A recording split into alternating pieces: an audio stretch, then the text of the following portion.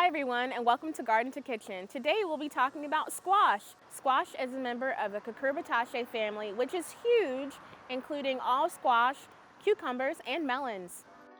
And in the kitchen today, we're going to make a vegetable-packed chili, which will include butternut squash. So I'm going to go head over to the kitchen, and I'll see you in a little bit. All right, let's get started in the garden.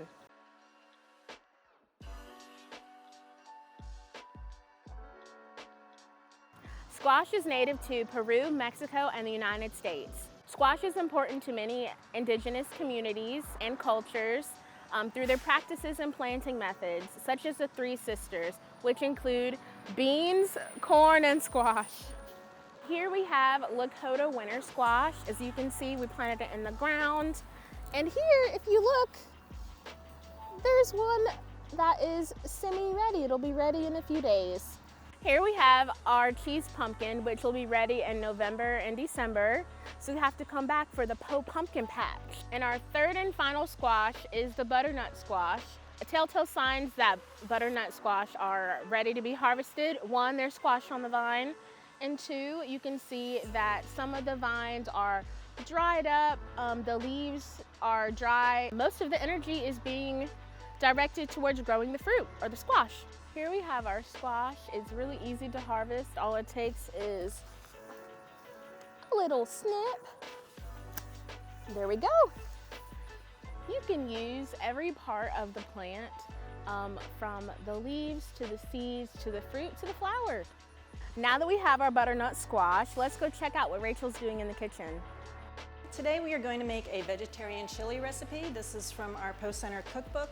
It's called Cooking with Color, and it is chock full of really good recipes that are good for you as well. I chose this one today both because it has lots of vegetables in it, which really help your immune system, give you lots of fiber, just great for your body, but also because it's one that's easy to play around with. You can mix and match, use what you have in your kitchen. So today the recipe calls for sweet potatoes and carrots, but I'm substituting this butternut squash that I had from my garden. And one of the things I love about them is, first of all, they last a very long time. This one I harvested last year. It might be a little bit dry on the inside, but it's still good to eat. But they are also super high nutrient, especially the vitamin A. The bright orange color on the inside gives it lots of vitamin A, which is good for your cells, for your eyes, your bones, and really for your immune function. All right, so I'm gonna start by cutting the top off of this and then peeling it. You do need to have good tools, both a strong knife and a good peeler for this. If you don't have that at home, one of the tricks you can do is to microwave it for a little bit and let it get softened. So maybe just a minute or two, you might have to take it out and check. Might notice that this one has a face on it. This I had a lot from my garden, and my daughter and her friend decorated them all with different faces. So we're gonna go ahead and start slicing up the butternut to get it ready for the chili. One trick to know is that the smaller you make the pieces, the quicker it will cook and make little cubes. And I'm making these pretty small just so that the cook time is a lot faster. So this is probably, just having half of it is probably enough because it's equivalent to we want about 1 sweet potato and 2 carrots worth. So this is probably plenty. It's entirely up to the individual if you want to go ahead and use the whole thing so you don't have any waste, or if you want to go ahead and just chop this other one up and freeze it for a future recipe. All right, so I'm gonna set this aside and I'm gonna go ahead and chop up some of these other vegetables, starting with the onion and garlic. That's the first thing that needs to go in the pot.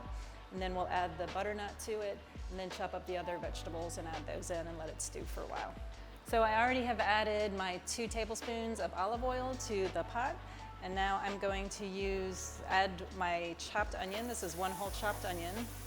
You hear that sizzle? That means it was already warmed up, ready to go. That's what you want to hear. And I kind of start sauteing and chop as I go. It kind of saves a little time. All right, so the onions have been sauteing and the garlic as well for about 5 to 7 minutes, and they're getting golden and tender. So next I'm going to add in our cubed butternut into the pot. All right, so now that the butternut is in there, I'm gonna start adding the other veggies. And again, I usually just kind of put them in by order of how long they need to cook or how hard they are. So I'm getting the peppers in next. We've got 2 bell peppers. You could put in other types of peppers too. If you have some from your garden, or if you like a little spice, you could add some jalapeno. although there is quite a bit of pepper in the spices that we're adding. Let's get the zucchini. And we're going to let these get tender before we add the other ingredients. We're going to let them just saute for about 10 minutes. So it has been about 10 minutes that the vegetables have been sauteing. So now I'm going to add in the rest of the ingredients, which includes our variety of spices. I like to get them in first, let them toast a little minute. 2 cans of low sodium chopped tomatoes. I got a can of kidney beans and a can of black beans. And then finally, I've got the soup stock. Again, if you are not using the homemade, if you're using store-bought, you'd want to keep track of the sodium level in that as well. Stir it all up. Then we are going to put the lid on a little tilt and just let it work its magic for the next half an hour.